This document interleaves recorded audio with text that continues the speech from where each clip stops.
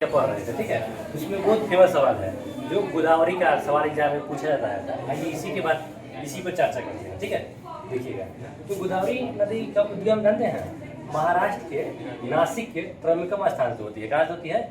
महाराष्ट्र के नासिक के त्रयंबकम स्थान से होती है, ठीक है। और गोदावरी नदी में मतलब ढाल ही सब था, इधर बढ़ रहे समुद्र में था, तो उतना डिटेल नहीं जाएंगे, सवाल आता है वही करेंगे, ठीक है। अब गोदावरी देखिए पूछा जाता है, गोदावरी का लंबाई है 1465 किलोमीटर। कितना है? 1465 किलोमीटर, ठीक है। प्रायद्वीपीय भारत की सबसे लंबी नदी कौन है? गोदावरी। प्रायद्वीपीय भारत की सबसे लंबी नदी गोदावरी, ठीक है। गोदावरी का जलग्रहण क्षेत्र है 3.13 लाख किलोमीटर स्क्वायर। कितना है? 3.13 लाख किलोमीटर स्क्वायर, ठीक है।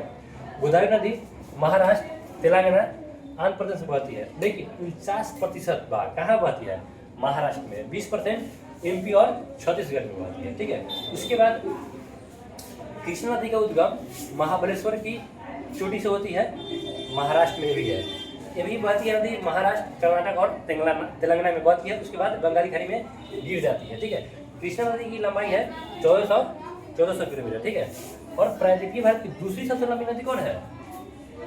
कृष्णा। प्रायद्वीपीय भारत की दूसरी सबसे लंबी नदी कृष्णा। इसको याद रखिए, चाहे नहीं रखिए, लेकिन इसको जरूर याद रखिए। किसको? गोदावरी के। पूछेगा तो पूछेगा, जिनसे पूछेगा, ठीक है। आइए इस पे बात करते हैं, कन्फ्यूजन आप दूर करते हैं कि गोदावरी और कावेरी।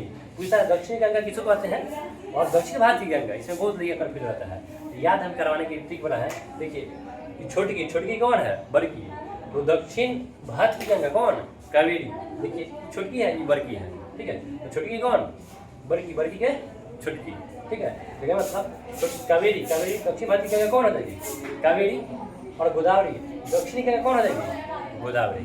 आया बात समझ में? इसको याद रखिए, एग्जाम में ये आएगा सवाल।